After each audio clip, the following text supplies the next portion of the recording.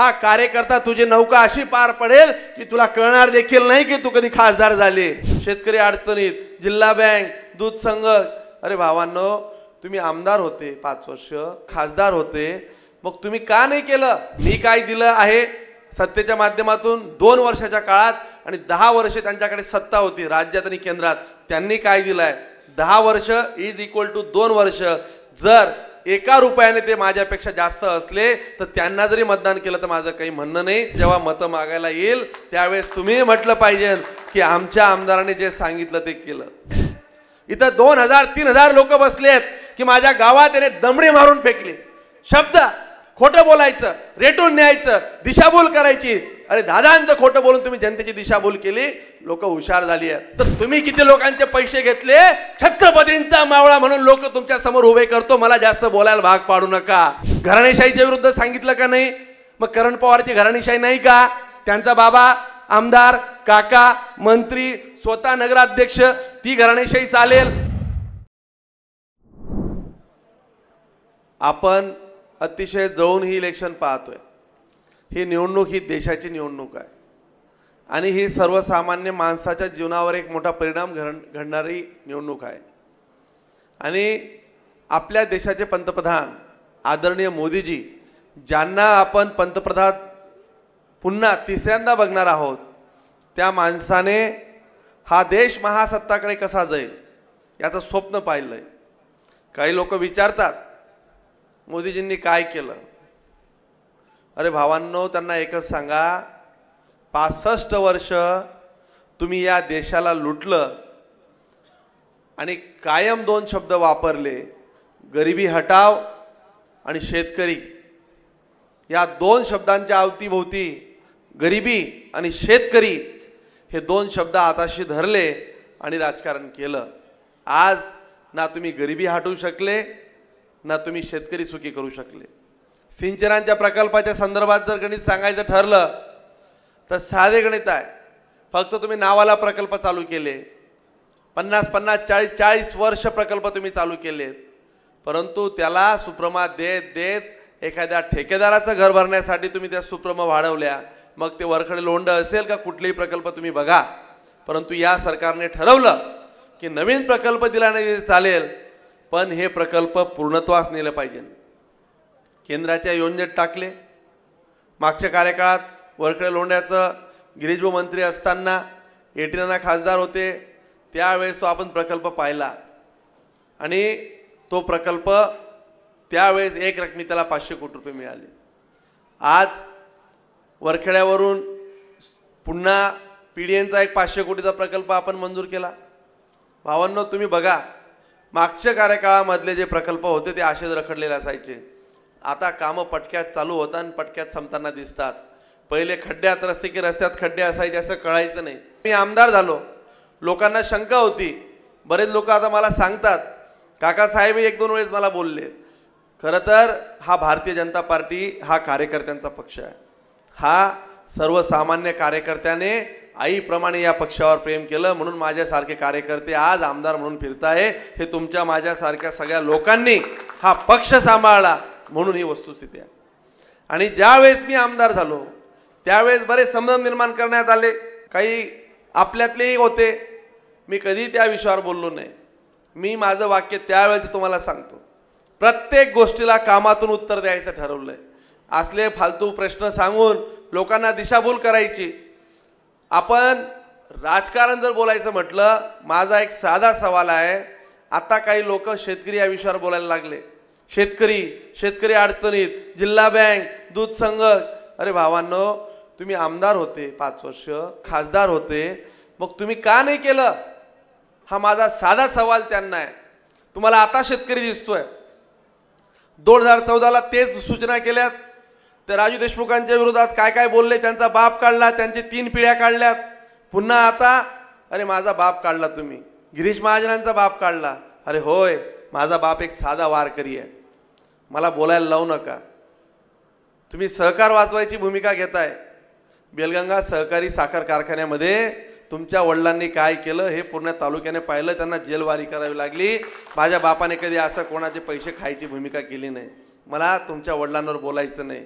मी तुमच्या वडिलांना काका म्हणायचो आणि कायम मला एक संस्कार दिले, वारकरी घरात आलो आहे. तुम्हाला संस्कार नसतील, ज्या बापाने तुम्हाला मोठं केलं, तुम्हीच म्हटलेत की माझा जन्म देणारा बाप हे भैयासाहेब आहे आणि गिरीश महाजनांनी माझा राजकीय जन्म घातला, तुम्ही त्या माणसाचा बाप काढला. कदाचित तुमची संस्कृती असेल, तुम्हाला ते लक लाभो, मला त्यातही काही बोलायचं नाही. परंतु इथं बसलेले सगळे मान्यवर इथं बसलेले आहेत. मला एक सांगा, ह्या महोदयांनी आज जे शेतकऱ्यांची आठवण घेऊन फिरता आहेत, 10 वर्षात तुमच्या गावात काय दिलं, हा प्रश्न त्यांना पहिल्यांदा विचारा. आणि दिलं असेल तर एखादं काम दिलं म्हणून त्यांचा गाजावाजा किती करायचा. आज काकासाहेब तुम्ही 12 कोटी सांगितले, तुम्ही खूप, काकासाहेब असतील, आमचे पंजाब नाना, हे 10 येथे सगळेच लोक आहेत, म्हणजे बाळापासून तर सगळ्या विकास योजना जर सांगितल्या तर अजून जास्त वेळ होईल. बोरखेड्याचे लोक आहेत, डेराबर्डीचा आहेत, पोहरे, करमुडू, कुंजर, राजमाणे, आबोने, दैवत, हे सगळ्याच परिसरातले लोक इथं आलेले आहेत. आजूबाजूचे सगळे, आपला हा जिल्हा परिषद गट पूर्ण आलेला आहे, खेडगावचे लोक आलेले आहेत. काही लोक खूप लवकर समाधान मानून घेतात. तुम्हाला सांगतो, निधीच्या संदर्भात माझं काही सांगणं नाही. तुम्ही फक्त त्यांना विचारा की मी काय दिलं आहे सत्तेच्या माध्यमातून 2 वर्षाच्या काळात, आणि 10 वर्षे त्यांच्याकडे सत्ता होती राज्यात आणि केंद्रात, त्यांनी काय दिलं आहे. 10 वर्ष इज इक्वल टू 2 वर्ष. जर 1 रुपयाने ते माझ्यापेक्षा जास्त असले तर त्यांना जरी मतदान केलं तर माझं काही म्हणणं नाही, पण त्यांना पहिले विचारा की तुम्ही काय केलं. आता शेतकऱ्याच्या नावाने, गरिबीच्या नावाने काहीतरी भावनिक आश्वासनं द्यायची. प्रत्येक गावाला 2-2, 4-4 पत्र दिली. अरे आपल्या कार्यकर्त्यांना फसवलं. अरे पत्र निधी किती असतो आपल्याला माहिती असते. हे इलेक्शन आता दिल्लीचं आहे, ज्या वेळेस गल्लीचं इलेक्शन राहील तुमचे सगळे कपडे उतरले जातील, तुम्ही काळजी करू नका, तुमचा सगळा हिसाब माझ्याकडे आहे. अरे कार्यकर्त्यांना फसवलं, दिशाभूल केली, गोड बोलायचं, खांद्यावर हात ठेवायचा आणि तोच खांदा त्याचा कुरळायचा. हे अशा पद्धतीने राजकारण फार दिवस टिकणार नाही. भावांनो, आपल्याला विकासाचं राजकारण करायचं आहे. आज खरं तर मी ज्यावेळेस करमुडला गेलो, मला कुंजरचं ज्यावेळेस तिथं आपण ती याच्यामध्ये मंदिरामध्ये जी सभा घेतली, तर मलाही वाईट वाटलं की उन्हाळ्यामध्ये आपण यांना पाणी पाजायला पाहिजे होतं. कारण की गिरणेवरनं तुम्हाला पाणी मिळेल असा कधी तुम्ही विचार केला होता. करमुड, कुंजर, राजमाने, आबोने, दैवत, यांना वरखड्यावरनं पाणी मिळेल यांना असा काही तुम्ही विचार केला होता. पण तुम्हाला मी सांगतो, 60 दिवसात तुम्हाला पाणी पाजायची जबाबदारी आज मी घेतलेली आहे. मी त्या ठेकेदाराला सांगितलं, आज रात्रीमध्ये कुठूनही पाईपा आणा, पाईपांची काहीतरी उपलब्ध होत नव्हती, आपण ते तुम्हाला पाणी या 60 दिवसात, कारण की आज सांगितलं की 15-15 दिवस पाणी येत नाही.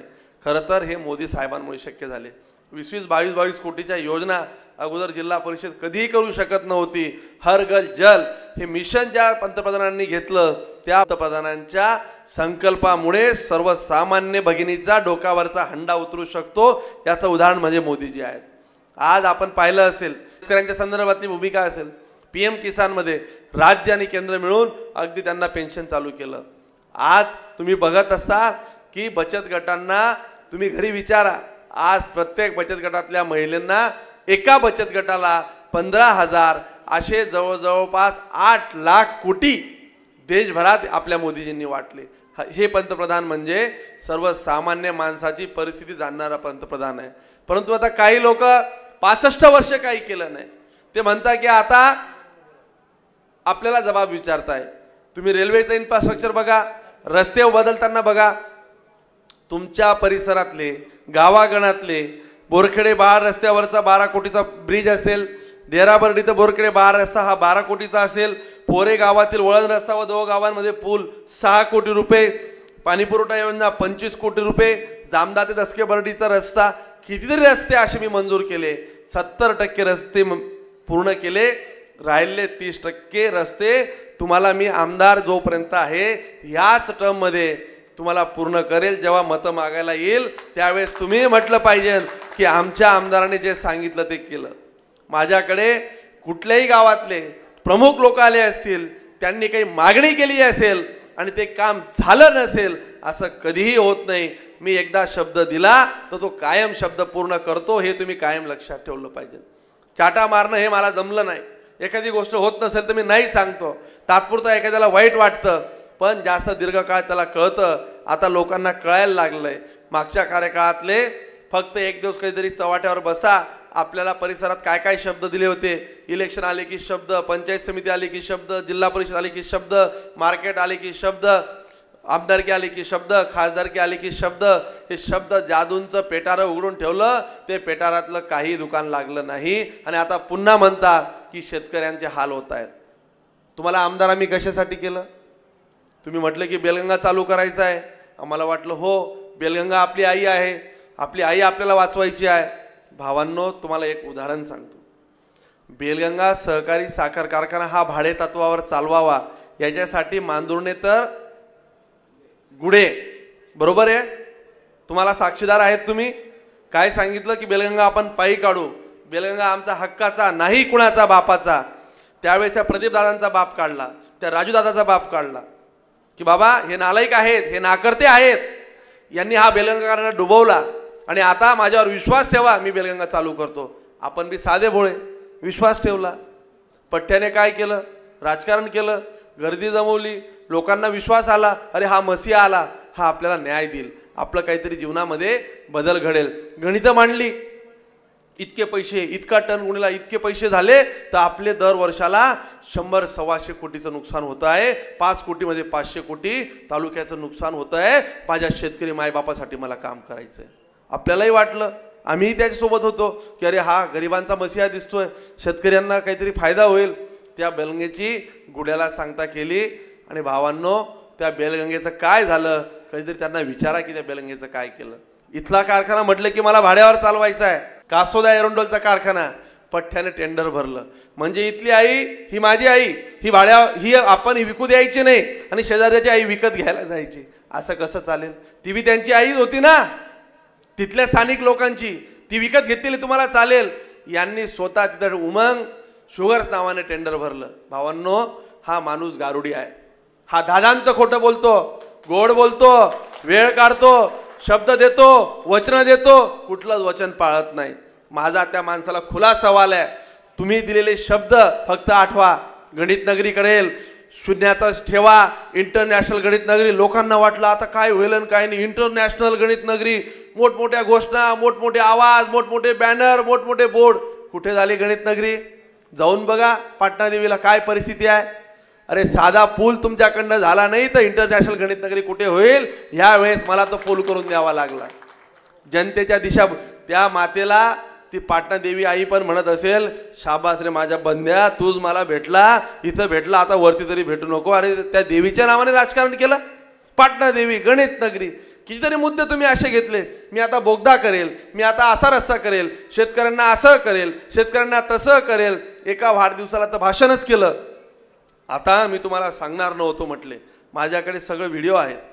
मी आता 3 महिन्यात या चाळीसगाव तालुक्यात शेतकऱ्यांसाठी प्रकल्प आणतो. तुम्ही बघाल, आता असं करतो, इथेनॉल करतो, 3 महिन्यात LOI घेतो, माझी सगळी प्रक्रिया झाली, तुम्ही काळजी करू नका. अरे बाबा, आम्ही तुझ्या भरोश्यावर जन्मच घेतला नव्हता, तुला कोणी विचारलं नव्हतं, तूच सांगायचा, तूच लोकांना विश्वास जागृत केला. भावांनो, मी आज तुम्हाला काहीतरी खोटे नाटे शब्द सांगून देईल. स्मिताताई निवडून येईल, परंतु जेव्हा पुढच्या वेळेस येईल तुम्ही मला प्रश्न विचाराल की आमदार दादा, तुला आमदार केलं होतं, तू तर इतक्या 2-3 हजार लोकांमध्ये सांगितलं आमच्या कामाचं काय झालं. आज ज्या वेळेस त्या गावातले लोक मला 2-3 लोक बोलले की आम्हाला पाणी भेटत नाही, तर मी इतका व्यथित झालो.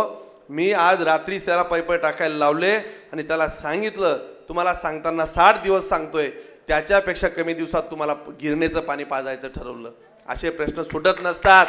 जनतेविषयी तळमळ लागते, आपल्या लोकांविषयी आत्मीयता लागते, आदर लागतं, प्रेम लागतं. उसनं अवसान होऊन कधीही लोकांचे प्रश्न सोडू शकत नाही.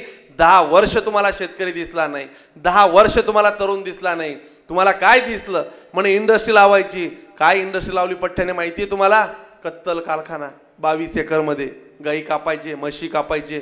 मी अगदी शपथपूर्वक सांगतो, कागद मी तुम्हाला सगळ्यांना आता तुमच्या घरी पोहोचतीलच, मीडियावर दिसतीलच. 2016-17 मध्ये या पठ्ठ्याने कोणालाच कळालं नाही, 22 एकरमध्ये कत्तल कारखाना देऊन टाकला. म्हणे उद्योग लावतो. अरे कत्तल कारखान्यासाठी तुला आमदार केलं होतं? अरे पैसे खायचे होते, त्याला चांगले खाल्ले असते. अरे जी गाई आमची आई आहे, तूच सांगितलं काल परवा भाषणात, की कसं करावं लागतं, कसं होतं. त्याच गाईच्या कापण्यासाठी तू पैसे खाल्ले, तोच कत्तल कारखाना चालू केला, हे पाप कुठे फेडशील? साक्षात परमेश्वर तो सुद्धा तुला कधी माफ करणार नाही. तुम्ही कत्तल कारखान्याचं पाप केलं. आणि सांगा ना, त्याच्या परवानग्या कधी आल्यात, प्लॉट कधी अलॉट झाले, आणि म्हटले काय तर मंगेश चव्हाणच्या कार्यकाळात झाले. अरे बाबा, मी 11व्या महिन्यात आमदार झालो, मला कळाल्या दुसऱ्या महिन्यात मी सभा घेतली की हा कत्तल कारखाना बंद पाडला पाहिजे. तुम्ही बेलगंगाच्या नावाने राजकारण सुरू केलं आणि कत्तल कारखान्यावर राजकारण थांबवलं. ही तुमची नीती जनतेला कळाली आहे. भावांनो, तुमच्या मनाला विचारा, या माणसाने 10 वर्षात आपल्याला काय दिलं काही? या 5 वर्षात एखाद्या गावाने वर बोट करून सांगा की मला 20 लाख रुपयाचा निधी माझ्या गावात आला. ह्या 5 वर्षामध्ये खासदारकीच्या कार्यकाळात एक माणूस उभा राहून दाखवा. इथं माझं जाहीर आव्हान आहे. इथं 2000-3000 लोक बसलेत की माझ्या गावात त्याने दमडी मारून फेकली.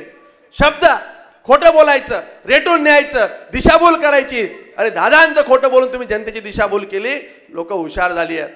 मी स्मिताताईंना सांगितलंय, ताई आपल्याकडनं जेवढं होईल तेवढं आपण लोकांना सांगायचं. तुमचे कुंदरचे लोक मला भेटले, त्यांच्या शेती पारोळ्या तालुक्यात आहेत. म्हणे आमचे 125 लोकांचे पैसे आले नाहीत. म्हणे का? तर आम्ही पारोळ्या तालुक्यात आमच्या शेती आहे. म्हटलं आता लक्षात आलं ना आमदारने काय केलं? फक्त ह्या तालुक्यात पैसे आले जिल्ह्यात. 1 रुपया आजूबाजूला कोणाला विचारा, 1 रुपया कोणाला भेटला नाही. दुष्काळामध्ये तालुका करून आणला. तुमच्या कार्यकाळात पण तुम्ही एकदा सांगितलं ओला दुष्काळ आला, आता मी ओला दुष्काळ जाहीर करणार. दुष्काळ सदृश्य परिस्थिती आहे. काय झालं ओला दुष्काळाचं? पेपरच्या बातम्या आल्या. शेतकऱ्यांना वाटतं बापरे, आमचा दादा गया मुंबईले, दादा मुंबईला जाई, आता ओला दुष्काळ होई, आमले पैसा येई. दादा मुंबईला जाईन, काय करे काय नाही देवलेच माहिती. भाऊने कधीच काही करत नाही. फक्त चाटा, खोटं बोलानं, रेटून बोलायचं. आणि आता आमच्यावर आरोप करतात. या छत्रपती शिवाजी महाराजांच्या चौकात बसा. तुम्ही काय केलं मी जनतेला सांगतो, आणि मी काय चुकलं ते माझी चूक तुम्ही सांगा. होय, व्यावसायिक आहे. पहिल्या दिवशी राजकारणात येताना जनतेला सांगितलं की मी व्यावसायिक आहे. राजकारण हा माझा धंदा नाही, दलाली खाणं हा माझा धंदा नाही, तोड्या पाण्या करणं माझा धंदा नाही, नोकऱ्यांच्या पैसे घेणं, नोकऱ्या लावून देतो ते आमिष देणं हे माझा धंदा नाही. तुमच्या मागे किती लोक फिरताय आज पैसे मागण्यासाठी, लाईन लागली आहे. तुम्ही त्याची उत्तरं द्या. 1 रुपया मंगेश चव्हाणने कोणाचा खाल्ला असेल तर छत्रपती शिवाजी महाराजांसमोर चाळीसगाव तालुक्याची माफी मागेल. नाही तर तुम्ही किती लोकांचे पैसे घेतले, छत्रपतींचा मावळा म्हणून लोक तुमच्या समोर उभे करतो. मला जास्त बोलायला भाग पाडू नका. आजही सांगतो, शिस्तीत राहा. माझा बाप तुम्ही काढला, मी तुमच्या घरावर कधी गेलो नाही. तुम्हाला या तालुक्याची दिशाभूल केली, या तालुक्याने तुमच्यावर प्रेम केलं. तुम्ही प्रेमाला उतराई झालं नाही. हे पुतना मावशीचं आईचं खोटं प्रेम तुम्ही जनतेला दाखवलं. येणारा काळ जनता तुम्हाला माफ करणार नाही. तुम्ही आता नवीन उमेदवार जो आणला, त्या उमेदवाराची माहिती जरा पारोळ्या तालुक्यातनं घ्या. मला फार त्याच्यात बोलायचं नाही. तो उमेदवाराची परिस्थिती काय, प्रस्थापित राजकारणाच्या विरुद्ध आम्ही उभे राहणार हे म्हणून तुम्ही राजकारण सुरू केलं. घराणेशाहीच्या विरुद्ध आवाज लढवला. इथं राजू देशमुख कशाला, प्रदीप दादा कशाला, अनिल दादा कशाला, यांच्या बापाची जागीरदारी का हे तुम्ही लोकांना सांगितलं का नाही? घराणेशाहीच्या विरुद्ध सांगितलं का नाही? मग करण पवारची घराणेशाही नाही का? त्यांचा बाबा आमदार, काका मंत्री, स्वतः नगराध्यक्ष, ती घराणेशाही चालेल. आता कुठे गेली? सर्वसामान्य कार्यकर्त्याच्या मागे आम्ही उभे राहिलो. स्मिताताई सर्वसामान्य कार्यकर्ती आहे, 30 ते 35 वर्षापासून कार्यकर्त्यांमध्ये राहते, तिच्या मागे आम्ही उभे राहिलो. अरे नवरा वारला तरी आपण सर्व कार्यकर्त्यांनी विश्वास दिला, ताई आम्ही तुझ्या पाठीमागे कधी भावाच्या रूपात कधी परिवाराच्या रूपात उभे राहू, तू काळजी करू नको. हा कार्यकर्ता तुझी नौका अशी पार पडेल की तुला कळणार देखील नाही की तू कधी खासदार झाली. तुला गरज नाही कोणा प्रस्थापित घराण्याची. कार्यकर्ता हीच खऱ्या अर्थाने तुमच्यासाठी स्मिताताई ताकद आहे. एकच विनंती करेल, फक्त या कार्यकर्त्यांना आपल्याला विसरायचं नाही आहे. त्या अडचणीच्या काळात आपल्या सोबत राहिले आहेत, हेच फक्त तुम्ही आणि मी लक्षात ठेवलं पाहिजे. आज खूप जास्त वेळ झालेला आहे, कारण की प्रचार उशिरा चालू झाला. मलाही दुसऱ्या ठिकाणी जावं लागलं. मी तुम्हाला सगळ्यांना विनंती करायला आलोय. मला खरं तर पोऱ्याच्या सगळ्या माझ्या सहकाऱ्यांचं का म्हणतोय की त्यांनी चांगलं नियोजन केलं. मला उशीर का असेना, राष्ट्रवादीचा एक खानदानी माझा चांगला मित्र परिवारातला घटक भेटला. संगीताताई मी तुमचं देखील अभिनंदन करतो. उशिरा का असेना, पण तुम्ही काका साहेबांना आमच्याकडे पाठवलं. राजकारण हे नुसतं करायचं नसतं. राजकारणातनं काय होऊ शकतं काकासाहेबांच्या एका कार्यकर्त्याचं घर जळालं. घरात पूर्ण आयुष्यातनं जमापुंजी जळाली. जळालेले पैसे कोणाला परत मिळाले अशी एखादी मला बातमी आणून दाखवा आणि आमदारने त्याला घरपोच पैसे आणून दिले असं सांगा. ते मुंबईला गेलो, RBI मध्ये गेलो, तिथून नागपूरला गेलो. भावांनो, नागपूरला 3दा माणूस पाठवला. त्या माणसाला त्याच्या खात्यामध्ये पैसे जमा केले आणि फोन करून सांगितले तू घाबरू नको, तुझ्या खात्यात पैसे जमा झाले. वैयक्तिक मदत केली, तिथं माझी जबाबदारीच होती. आमदार खासदार म्हणजे नुसतं मिरवणं नाही. माझा कोणी बांधव अडचणीत आला, माझ्या गावातला कोणी माणूस रडत आला, त्याचे अश्रू पुसले पाहिजे. नुसते तोंडाने नुसतं बोलून चालत नाही, तर कृतीतनं काम केलं पाहिजे. ही माझी काम करायची पद्धत आहे. आणि यापुढे तुम्हाला विश्वास देतो, तुमच्या प्रत्येक अडचणीत, तुमच्या प्रत्येक दुःखात, तुमच्या प्रत्येक संकटात, तुमचं मग ते नैसर्गिक संकट असू द्या किंवा ईश्वरी वादळ असू द्या की पाण्याचा प्रश्न असू द्या, तुमच्या प्रत्येक संकटात मंगेश चव्हाण तुमच्या सोबत आहे. हा तुम्हा सगळ्या परिसरातल्या लोकांना विश्वास देतो. तुम्ही फक्त भारतीय जनता पार्टीवर विश्वास ठेवा. हे लोक काम करणारे लोक आहेत. हे आज दिसतील, बाकीचे उद्या दिसणार नाही. ज्यांच्या विरोधात जे बोलत होते, त्यांना शिव्या घालत होते, ते दोघं मिळून दादा आता मतं मागताय, आमच्याकडे लक्ष द्या. आता तुम्ही समजदार आहेत. बूथवर 13 तारखेला सगळ्यांनी थांबायचंय. प्रत्येकाने बूथवरची जबाबदारी घेतली आहे. मला आज कोणीतरी सांगितलं, कुंजरला एका कार्यकर्त्याने त्यांना असं सांगितलं. कुंजरचे किती लोक आलेत? कुंजरचे मागे आहेत. कुंजरला असं सांगितलं, म्हटले की ह्या गावात BJPचं बूथ लागणार नाही. आजच तिथे एक आपला कार्यकर्ता होता, भूषणचे वडील, ते म्हटले भाऊ असं कसं काय सांगितलं ना, अटे कोणीच नव्हतं म्हणे, हो अजून माणूस जित्ताशन म्हणे, मतारा नाही जाऊ म्हणे, आम्ही बूथ लावसोत म्हणे, असं काही बी खासदारला सांगू नको म्हणे तू. भावांनो, आपल्याला जातीचं, गटाचं, द्वेषाचं राजकारण करायचं नाही, विकासाचं राजकारण करायचं आहे.